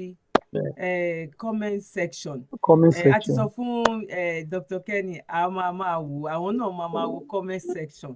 Tó bá jẹ́ pé ẹ fẹ́ ní ìdí nọ́mbà wọn tẹ́ bá fẹ́ bá wọn sọ̀rọ̀ àǹfààní gbogbo wa náà ni ìrọ̀rùn ikú ni ìrọ̀rùn ẹyẹ. Èmi rí àwọn tó ti wo program mi ń sìn tó ti pe Dr. Kenny tó kàn fún wọn ní gift wípé ọ̀ béèrè nǹkan kan wípé ó tiẹ̀ Ọlọ́run fún ẹ ní làákàyè pé fún mi lákàntì ẹ gbà kàn fira bottle water àti rí wọn àdẹ̀dúpẹ́ o èmi ò mọ yín o Dr. Kenny lọ jíṣẹ́ o àwọn náà sọ bẹ́ẹ̀ o wọ́n lè yàn mí kò téèyàn kan kò téèyàn méjì o mo dẹ̀ mọ̀ pé àwọn ṣàbáramọ́ èdè láwọn sọ àwọn ló jíṣẹ́ pa àwọn kan tiẹ̀ pa wọn ìgbọ́n fáwọn ní gift o wọn ò béèrè pé àwọn fẹ́wé kan láwọn fẹ́ bọ̀ mo kàn rántí sìn ni mo fàkókò yìí ń dúpẹ́ lọ́wọ́ ẹ̀yin èèyàn bẹ́ẹ̀ wọ́n ní yiniyini ká tún lè ṣe míì ní ẹ mọ̀ lóore ni ẹ appreciate it's not like pé bóyá ẹ ní ìgbọ́ ẹ appreciate wípé wow ọmọ mi lélẹ̀ o àbúrò mi lélẹ̀ ìyá ọmọ Yorùbá ẹgbẹ́ mi lélẹ̀ orí ọmọ Yorùbá pé náà adúpẹ́ o àdúpẹ́ appreciate ẹ̀yin ìyàwó ẹ̀yin bàbá wa ẹ̀yin ẹ̀gbọ́n àti àbúrò okùn kankan tẹ́ máa ṣe fún gbogbo wa torí àgbèrè owó àgbèrè nǹkan kan bí òun ṣe pé fún àǹfààní ara wa ẹ̀yin náà sẹ́ǹdì ẹ̀ sáwọn ọ̀rẹ́ àti ojúlùmọ̀ àwọn nǹkan tó ń sọ bẹ́ẹ̀ náà tó bá jẹ́ ìpẹ́ tẹ́ bá lè rí láti kọ sílẹ̀ ń bẹ̀ láti lè ṣẹlòmíì láǹfààní ọ̀ bóyá láti lè lò ó fún ìdí kan sídi kejì lórí ti wa tàbí tọmọ náà ni Ọlọ́run á ṣe dáadáa fún wa ní ayé àwọn ìgbà kan tọmọ bá sìkì báyìí wọ́n ti ní ààrẹ lọ bá lágbájá wọ́n máa lọ sí oko kán lọ wọ́n máa kàgbó wá wọ́n máa gbàgbó wọ́n máa ṣe àgbo gbogbo ẹ̀ ń sìn láwọn ní àẹ́bọ ní irọ́ kíní kan bàbá tó ń ṣe yẹn gan kò ń ṣe kíní tablet ẹ jẹ́ ká lọ pe dókítà ní gbogbo ẹ jẹ́ ká ẹ wo typhoid tó wá jẹ gbogbo ọmọ Yorùbá kùnú báyìí ẹ wo typhoid yẹn typhoid ti wá di permanent disease nílẹ̀ Yorùbá mú èèyàn bíi méjì tó ń ṣe kò tí ẹ̀ sí pé èèyàn méjì tó bá pè èèyàn ní Nàìjíríà ń sìn pé mo sì kí ló ṣẹlẹ̀ mo lọ ṣe blood test wọ́n ní mo ní typhoid túbẹ̀ lè sọ̀rọ̀ mo ní ewé dẹ̀ wà ewé moringa Dr. Kenny sọ̀rọ̀ typhoid lọ́jọ́ tèmi ẹ jẹ́ ká ó dọjọ́ mi ó ti ọjọ́ mi sọ̀rọ̀ mo sọ̀rọ̀ ẹ jẹ́ ká filẹ̀ ní ọjọ́ mi torí mo ẹgbàáyé yẹn sọ fún mi pé kó máa jẹ́ mi lẹ máa bẹ̀rẹ̀ mi pé gbàtẹ́ fẹ́ lọ síbẹ̀ mi ò ṣe stop yín torí àkókò torí mo mọ̀ wípé bẹ́ẹ̀ ni ṣe jẹ́ Sunday náà ẹ sì ní so many things láti tẹ̀sí tó ti yé yín sẹ́ a máa treat ọ̀rọ̀ typhoid and something else yẹn ní ọjọ́ mi a kàn fẹ́ máa fi náà dúpẹ́ lọ́wọ́ Ọlọ́run Elédùmarè ní wípé ó dá wa pé bọ̀ àwa la mọ rírì ara wa àwa la mọ iyì ara wa tọmọ Yorùbá bá mọ ewé bíi méjì bíi mẹ́ta tó mọ orúkọ ẹ̀ tó dẹ̀ mọ nǹkan tó lè fi ṣe kí ló lè nínú ẹ̀ bọ́ọ̀pù nǹkan tá a kọjú sí ọ̀nà bí àtàwọn eléyìí tó ń bá lo àǹfààní tọ́lọ́run fún wọn láti lè lọ àwọn lọ sílẹ̀ China àwọn rí gbogbo nǹkan tó ń ṣe ní China tán ó lọ sí South America ó mọ gbogbo nǹkan tó ń ṣe ń bẹ̀ ó mọ ewé wọn ó mọ orúkọ tó ń pè á kí yín o àyìnyín o atara Ọlọ́run adúpẹ́ lọ́wọ́ Ọlọ́run adúpẹ́ lọ́wọ́ ìyá àti bàbá tó ń yọ̀ǹda fún yín adúpẹ́ lọ́wọ́ ẹlẹ́dàá yín bóyá bẹ́ẹ̀ jẹ́ táì kan yìí torí irú yìí tá bá ní irú yìí báyìí tá bá níbi 2000 nílẹ̀ Yorùbá tó tún máa fi máa ṣe ìdánilẹ́kọ̀ọ́ ẹ wo àwọn nǹkan tí ẹ̀ ń fún àwọn ọmọ Yorùbá lọ́tún lósì ní left and right tẹ́ ń fún wọn ní ìdánilẹ́kọ̀ọ́ láì má gbowó láì má gbòbí láì má gbà wípé ẹ̀ṣẹ̀ ẹ fún mi lówó dátà kí n tó wá sórí kinní yín tàbí ẹ ra kinní kan fún mi kó tó di pé mo wá bọ́n mo ẹ̀pọ̀ lòun máa gbé yín dókè ju bẹ́ẹ̀ ṣe lérò lọ tó bá yá gan pàápàá gan bóyá wà yìí gan àwọn ẹ̀ tiẹ̀ ní ṣe bẹ́ẹ̀ fẹ́mi náà lórí tí wọ́n bá yín lọ́fíìsì Ọlọ́run bá gbé bó ṣe ń ṣe tẹ́ bá tẹ́yìn náà bá lọ́fíìsì tẹ́ ní classroom mo Yeah. mọ̀ pé ń káwọn èèyàn Yeah. online náà, mo mọ̀ pé ń Sure, teach àwọn èèyàn léwé sure. àtegbò ní online, àwọn Sure, èèyàn register pẹ̀lú sure, yín, sure. but ẹ̀yin náà máa tún ní Bẹ́ẹ̀ni, ọ́fíìsì tiyín náà tó jẹ́ pé anybody kan lè a máa ní PA bẹ́ẹ̀ni. wọn lẹ máa pe o, secretary wọn lẹ máa pe o. Ọlọ́run á ṣe bẹ́ẹ̀ fún yín torí ẹ Àmín. kọ́ ó dẹ̀ yege, ẹ Àmín, mọ̀ nǹkan àmín, tẹ̀ ń ṣe. àmín, Ìbẹ̀rẹ̀ àmín. lélẹ́yìí, Ẹ ṣeun ìgbàárín ìyá mi. àti Ẹ ìgbẹ̀yìn ó ṣeun. máa dájú gbogbo ìbẹ̀rẹ̀ lọ lágbára lọ́wọ́ Àmín, Ọlọ́run. àmín. Òkìkí yín máa kàn Allahumma létí àmín. dáadáa ní lágbára Àmín. lọ́wọ́ Ọlọ́run. Ẹni Àṣẹ, tẹ́ wá ṣoore àṣẹ, fún ọ̀hún àṣẹ, fìkà sọ àṣẹ, fún yín, ẹ̀ẹ́dẹ̀ wá ní àṣẹ, ṣoore ṣe. àṣẹ, Gbogbo àṣẹ, èyí tẹ́ bá ń já àṣẹ, báyìí ó máa àṣẹ, ṣeé ṣe fún àṣẹ, yín lágbára lọ́wọ́ Ọlọ́run. àṣẹ, Bó ṣe máa rí àṣẹ, nìyẹn. Gbogbo àṣẹ, ẹ̀yin àṣẹ, olùfẹ́ wa, ẹ bá wa táìpù àmì àṣẹ, ẹ bá wa táìpù ẹ̀ síbẹ̀ fún àṣẹ, àṣẹ, bróda wa náà. àṣẹ, A dẹ̀ fi àṣẹ, àkókò yìí náà àṣẹ, a fi ń àṣẹ. bẹ̀ yín gbogbo ẹ̀yin aráalé, ẹ bá wa dá sí ọ̀rọ̀ charity wa, charity organisation wa, Zabby Lifesaver Foundation. Bóyá Dr. Kenny náà tún lè bá wa sọ fún àwọn aráalé kan bá wa dá sí, òun ló ń lọ account number yẹn ló ń lọ ní abẹ́ńbẹ̀ yẹn náà. A fi ń ṣètọrẹ inú fún àwọn aláìní ní Nàìjíríà náà nílẹ̀ Yorùbá. Bóyá lórí owó school, owó àwọn nǹkan kọ̀ọ̀kan pẹ̀típẹ̀tẹ́ lómìn wà, problem ò ju 10,000 naira, kò ju 5,000 naira lọ, kò ju 20,000 naira lọ, tó dẹ̀ mọ́ pé ó wà ní ipò ọkú tàbí báwọn náà ṣe ń pè, tó jẹ́ pé tó bá ṣe oore yẹn Ọlọ́run yìí lè gba owó ẹ̀ ṣe nǹkan kan nínú ẹ̀. Nǹkan tá a wà fún náà nìyẹn, tá a wà fúnra wa. Ẹ kọ account number yẹn sílẹ̀. Nigeria account number ní account tó wà registered ní fún charity organisation wa. Tó bá jẹ́ 1,000 lóṣù, bó bá jẹ́ 500 naira lóṣù, ẹ bá wa máa fi sí. Ó ti pẹ́ ta ti ń bá ètò irú nǹkan báyìí bọ̀ omi ló pọ̀ jọ kàlọ́tà kì í sọ ní gbogbo ìgbà, bọ̀ nísìnyí àti wọ́n á sọ ní gbogbo ìgbà. A dẹ̀ dúpẹ́ lọ́wọ́ ẹ̀yin tẹ̀ ń bá wa dá sí, ẹ ṣé gan ni. Dr. Kenny, bóyá ẹ lè bá wa ṣe fún ẹ lè bá àwọn aráalé náà sọ oore wo ló wà ní wípé ká ṣe àánú fẹ́ni tá a mọ̀ àtẹni tá a mọ̀, ká dẹ̀ fi gbogbo ẹ̀ ká fi sí ọwọ́ Ọlọ́run. Now ẹ ṣé gan ni. Ẹ̀yin aráalé, ṣe rí ọ̀pọ̀ èèyàn máa ní ìgbà míì ara àwọn ò yá, ó kàn déédéé rí i pé láì lo oògùn Ọlọ́run dẹ̀ fóun ní àlàáfíà, yálà bóyá oore kan tó ti ṣe síta tí ò mọ̀ ni. Ìgbà míì èèyàn máa ń ṣe oore fọ́mọ aláìní tó jẹ́ ibi tọ́lọ́run ti fẹ́ fi san fún ẹ lórí àárẹ̀ tó yẹ kó ṣe ẹ́, Ọlọ́run á dẹ̀ fi san oore fún ẹ, pé wàá kàn rí pé àárẹ̀ tó ń mẹ́mìí ẹlòmíì lọ Ọlọ́run á dẹ̀ kó ẹ yọ. So oore ní ọ̀pọ̀lọpọ̀ àǹfààní, pàtàkì inú ẹ̀ àgàgà tí èèyàn bá ń ṣe oore fún àwọn ọmọ aláìní. Ẹlòmíì wà tó yẹ pé bí example, òun ní mọ́tò méjì lọ́wọ́, kódà àwọn tó fẹ́ jẹ wà nínú fridge. Àwọn ẹlòmíì dẹ̀ wá ń bí tá a báyé wà nínú Nàìjíríà tó yẹ pé kódà gàrí tó máa mu lálẹ́ hàn tí ì ní, ṣé kò ṣèyàn náà rí ni? So ẹ jẹ́ ká gbìyànjú ọ̀nàkọnà tá a bá ti ń rí ká tún máa ṣe oore. Ó wà nínú tọ́lọ́run fi ń gba àdúrà. Ẹlòmíì ti gbàdúrà máa nádúrà òun ò gbà, bóyá oore kékeré kan ló yẹ kó ṣe tádúrà àfi gbà tí ò dẹ̀ mọ̀. Gbogbo ọ̀nà tá a bá rí láti fi máa ṣe oore, yálà orphanage àti gbogbo, ẹ jẹ́ ká máa ṣe, Ọlọ́run á ràn wá lọ́wọ́, á ṣàánú fún wa, á fún wa lálàáfíà. Ẹ ṣé gan ni. Orphanage tẹ́ sọ yẹn, bóyá ti máa lọ bóyá bíi going to 5 years nísìnyí láti ní àwọn èèyàn bíi 4 tó wà ní under charity organisation wa tó jẹ́ pé àwa là ń sanwó school wọn láti over 4 years nísìnyí tí báyìí ń sọ̀rọ̀ up to date báyìí ń sọ̀rọ̀ ìtura ìsẹ́ǹdì owó àwọn kan ní àná. Àwọn tí ò níyàá tán ní bàbá tó jẹ́ wípé àtọwọ́ èèyàn kan náà dọ́wọ́ èèyàn kan náà ni. Àwọn ẹlòmíì gan lọ́mọ 4 ọlọ́mọ 5 akọ̀wọ́ sọ pé Ọlọ́run làwa náà ń wojú o. Charity wa yìí náà is not even bóyá àríyàn gbowó fún wa o, owó tiwa náà ní ìgbà téèyàn ń ṣe bíi 70 gan tàbí ó ń ṣe 80 gan, kó yé yín sí pé bọ̀tọ́lọ́run bá gbé bó ṣe ń ṣe dé, why not tá a lè ta bá mọ̀ pé lótìtọ́ àti òdodo ni wípé òótọ́ ni. Àti láwọn èèyàn tá a máa gbé dìde láti lè jọ pé a fẹ́ lọ wò, bọ́ tó bá jẹ́ ọmọ 4 tó bá tẹ̀ jẹ́ ọkàn làwa lè gbà láti máa rán lọ iléèwé ńbẹ̀, tá a dẹ̀ mọ iléèwé tó lọ tí ò jẹ́ pé a fẹ́ kówó fáwọn ìyá tó tàbí bàbá kan la fẹ́ kówó fún, a máa sanwó direct sínú school ni, a dẹ̀ máa gba receipt, a dẹ̀ máa mọ school tó ń lọ, a tún máa rán àwọn èèyàn lọ láti lè lọ mọ báwo ló ṣe ń ṣe dáadáa sí. A dúpẹ́ lọ́dọ̀ Ọlọ́run, kò ń ṣe mímọ̀ ṣe wa, àánú la rí gbà,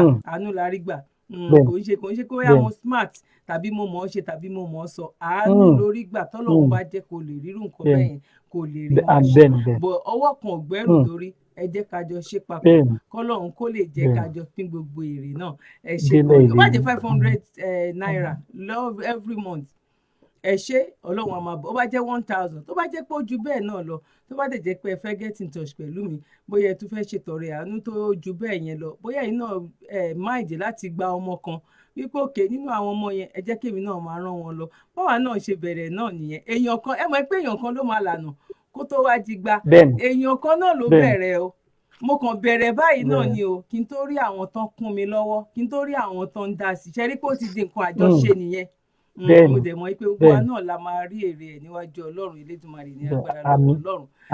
Dr. Kenny ẹ ṣé gan ni mo kí yín lọ́pọ̀lọpọ̀ wípé a pè yín ẹ jẹ́ wa ọlọ́run elédùnmarè a máa jẹ yín ní gbogbo ìgbà níwájú lẹ́yìn lọ́tún lósì lẹ máa rí àánú gbà ẹ ràánú ọlọ́run ẹ ràánú ènìyàn àárín ẹ̀yin àti ọlọ́run ò ní bàjẹ́ àárín ẹ̀yin àti àwọn olólùfẹ́ yìí kò wá ní bàjẹ́ kò ní dàrú lágbára lọ́wọ́ ọlọ́run àlékún owó àlékún ọmọ àlékún àìsìkì ẹ̀mí gígùn yanturu òun náà máa fi jogún fún yín ní agbára lọ́wọ́ ọlọ́run ẹ ṣé gan ni ẹ lè bá wa kí ara ẹ sì kẹ bá wa ẹ lè lọ́gà lọ́dọ̀ yín tẹ bá káwọn ará lé. ok ẹ ṣé o gbogbo ẹ̀yin ará lé ẹdẹ kú ìgbàlejò mi àwa lẹ́ẹ̀ máa rí o ẹ̀yin náà lá máa bá o ẹ ṣé gan thank you so much. ẹ ṣé gan ni Dr. Kenny I'll talk to you later ẹ ṣé gan ni bye for now. All right. Okay. Now mo kí gbogbo ilé mo kí ẹ̀yin ìyá mo kí ẹ̀yin bàbá mo kí ẹ̀gbọ́n mo kí àbúrò mo kí wa wípé a kú bójú ọjọ́ ṣe rí gbogbo ẹ̀yin tó bá jẹ́ nígbà àkọ́kọ́ tí ẹ kọ́kọ́ darapọ̀ mọ́ wa ẹ bá wa subscribe sórí ìkànnì wa yìí so that anytime tó bá ń ṣe program a lè máa fún yín ní notification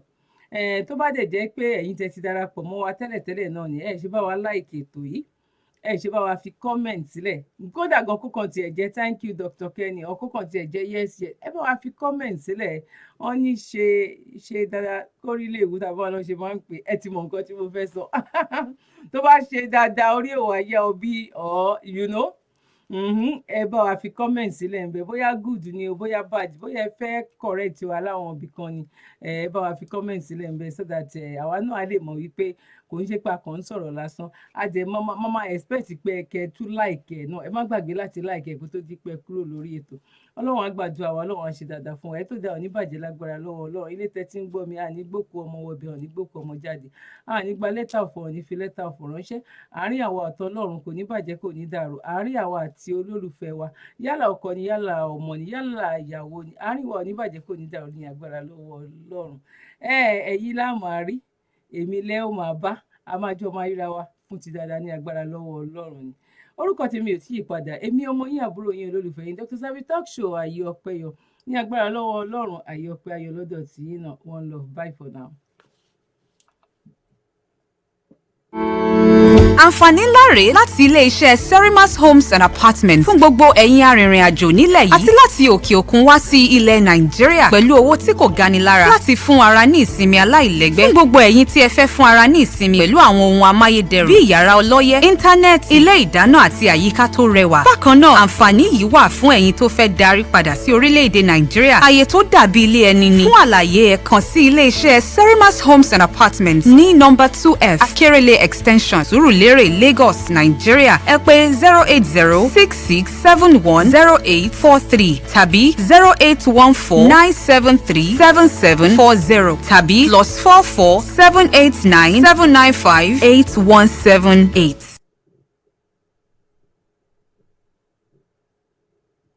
You're welcome. Kindly subscribe to YouTube channel and follow on Facebook page at Dr. Zabby's Talk Show.